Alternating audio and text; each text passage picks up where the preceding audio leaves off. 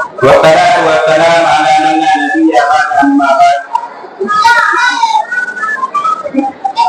परम आदरणीय सभापति महोदय, प्रबंधक एवं प्रधानाचार्य महोदय, मदरसा कार्यकारिणी समिति के सदस्यगण, समस्त सम्मानित अध्यापक एवं मेरे प्रिय सहपाठियों, अस्सलामु अलैकुम वरहमतुल्लाहि वबरकातुहू।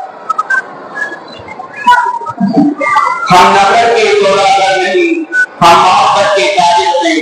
भारत की धरती पर अम्न के हम ताजिर हैं, अम्न के हम ताजिर हैं।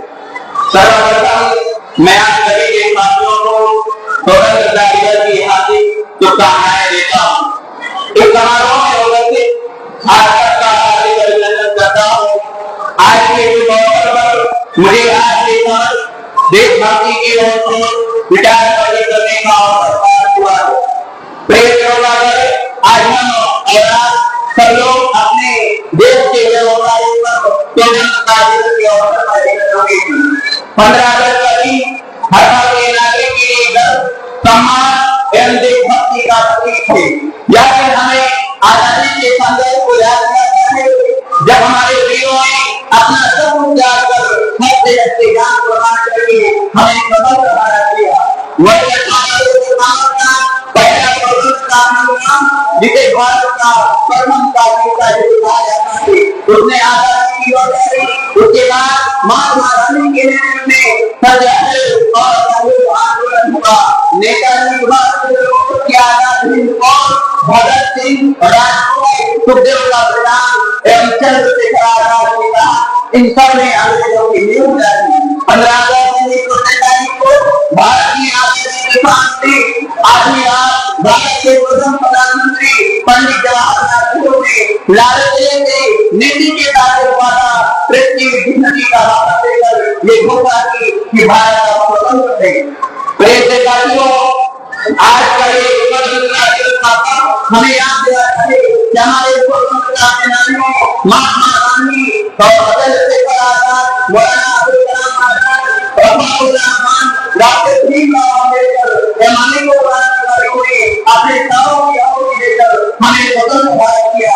आज हम उनके बलिदानों को याद करके हमें संकल्प लेना चाहिए कि हम भारत की एकता को और अखंडता को बनाए रखेंगे। स्वतंत्रता केवल अंग्रेजों से मुक्ति नहीं है, किंतु हर प्रकार का अन्याय, हर प्रकार के भ्रष्टाचार और भ्रष्टाचार से मुक्ति है।